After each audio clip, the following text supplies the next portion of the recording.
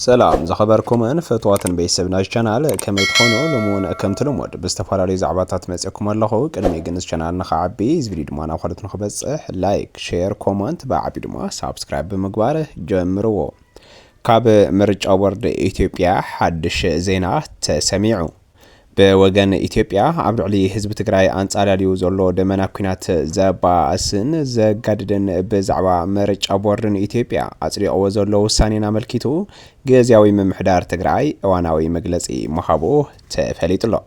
ውድብ ዲሞክራሲ ስምረት እውን ብዛዕባ እቲ ብምርጫ ቦርድ ኢትዮጵያ ጸዲቆ ዘሎ ጉዳይ ከም ዘይኣምነሉን ብግልባጡ ድማ ሕቶ ምቕራብን እውን ተፈሊጡሎ أمباركس كوبراتن فوتواتن تخاتلتنا أزيومن كالوتن زحاوزنا يوم زعباتات ناباخوم خنبلو الكمينا سكاب موداتا حبيركمنا ختصانحو حيد منايو كاب عديس عبابا كاب مرج أور إثيوبيا حدش زينا مسموعو تفليت الله بزعبا أتي زيناون بتعمي بركة زبالو أمرارحا حوحاتن سبسلطانات تجراين حدش مزاراربي زعبا كوينو كمزو على تفليت الله ምርጫ ቦርድ ኢትዮጵያውን በወገኑ ከምዚ ክበለ ሓድሽ መምርሒ ምጽዳቆዩ ተፈሊጡ ዘሎ ብሄራዊ ቦርድ መረጻ ኢትዮጵያ ኣብ መበለ 70 ሓፈሻዊ መረጻ ብዘቀረበ መደብ መሰረት 22 ጥሪ 2018 ምዝገባ መጻረይቲ ዝካየደለን ናቁጣታት መረጻን ዝርዝር ኣፍሊጡ ክብል ተዛሪቡሎ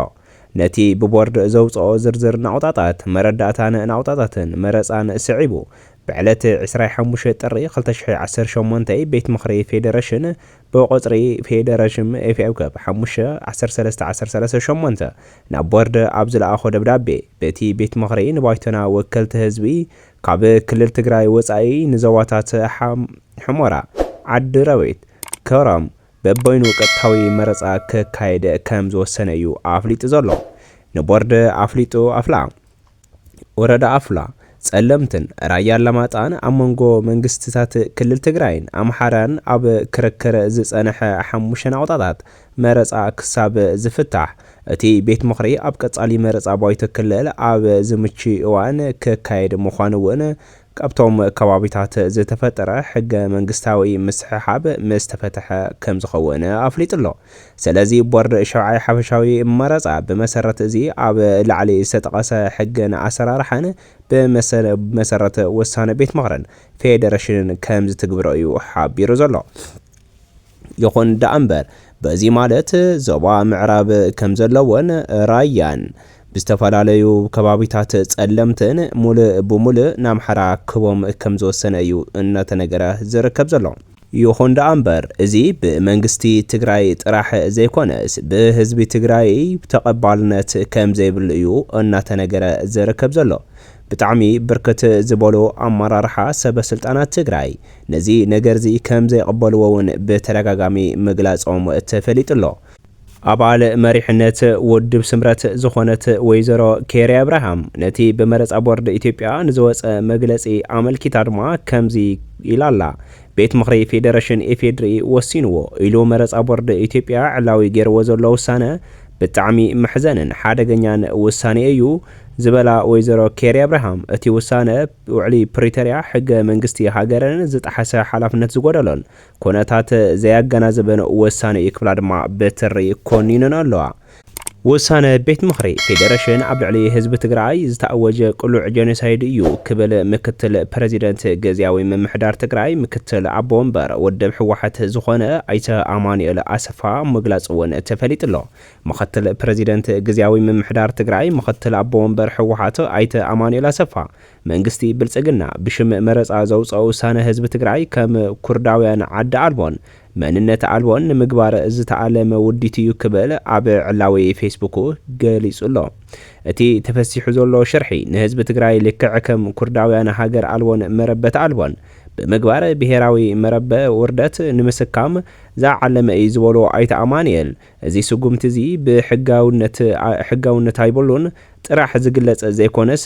ንህዝቢ ትግራይ ብኻሊእ መልክዕ ንምብትታን ንምጥፋእ ዝተኣወጀ ቅሉዕ ኣዋጅ ጄኖሳይዳዊ ይክብሉ መኽሳሶም ድማ ኣፍሊጦም ኣለዉ ህዝቢ ትግራይ ልክዕ ከም ኩርዳውያን ሃገር አልቦ መሬት አልቦ መንነት አልቦ ኮይኑ ብሔራዊ ውርደት ከቀበል ምግባር እዩ ዝበሉ ኣይተ አማኑኤል አሰፋ ትግራይ ብዲሞግራፍን ብጂኦግራፍን ከም ኩርዳውያን አልቦ ትግሬካ ንምብታን ዝተፈሰሐ ውዲት ብልጽግና ብሽም መረፃ ተመላኺዑ ወፂኡ ኣሎ ኣብዚ ተቐሚጡ ዘሎ ውሳነ ዝነግረና ዘሎ ራያ ጸለምትን ምዕራብን ትግራይ መንነት ክልል አልቦ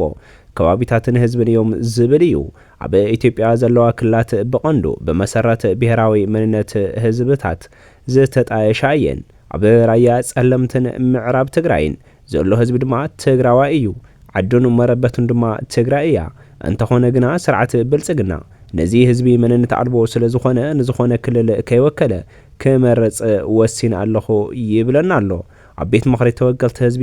ቤት ምኽሪ ፌደሬሽንን ዘለዉ ወናብር ናይ ክልላት ብሔር ብሔረሰባትን እዮም እቶም ራያ ጸለምትን ምዕራብ ትግራይን ወኪሎም ከኣቱ ዝደለዩ ሰባት ከእንመን ወኪሎም እዮም ናይ መን ወንበርኪ እዮም ክሕዙ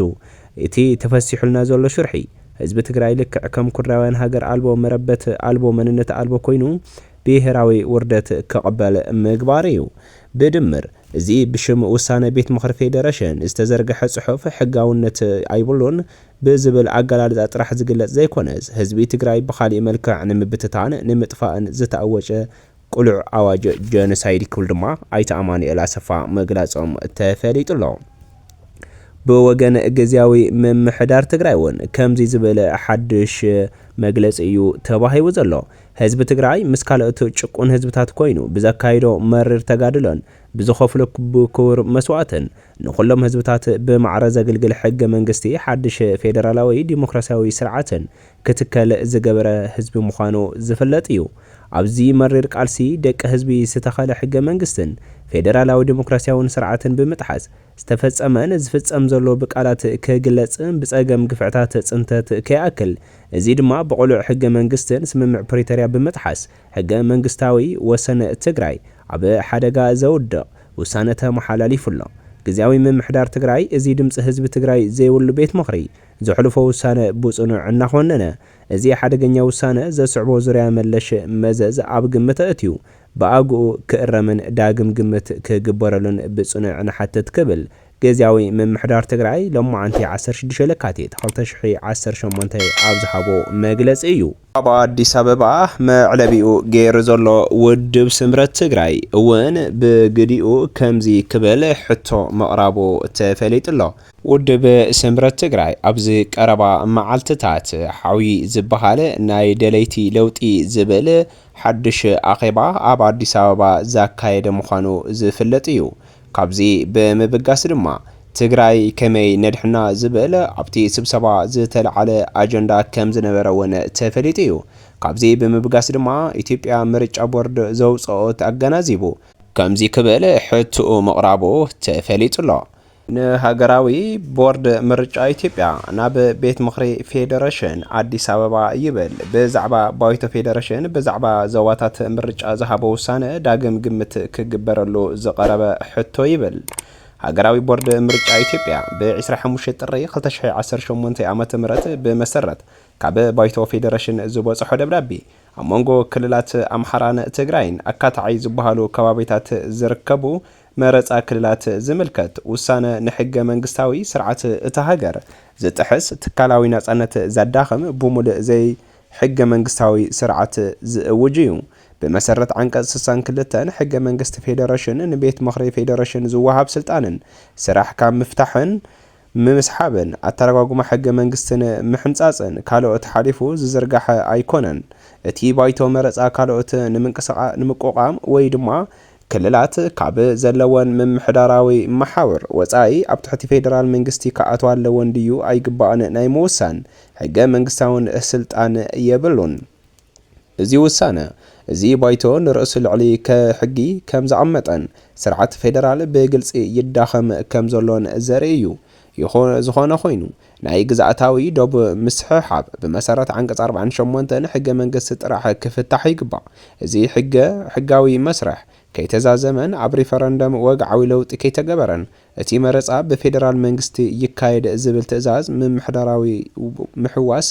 ክልላዊ ምምሕዳር እዩ ሃገራዊ ቦርድ ምርጫ ንባይቶ ወከልቲ ህዝቢ ተሓታቲ ዝኾነን ካብ ዝኾነ ይኹን ጽልዋ ነጻ ክኸውን ዘለዎን ትካል ምዃኑ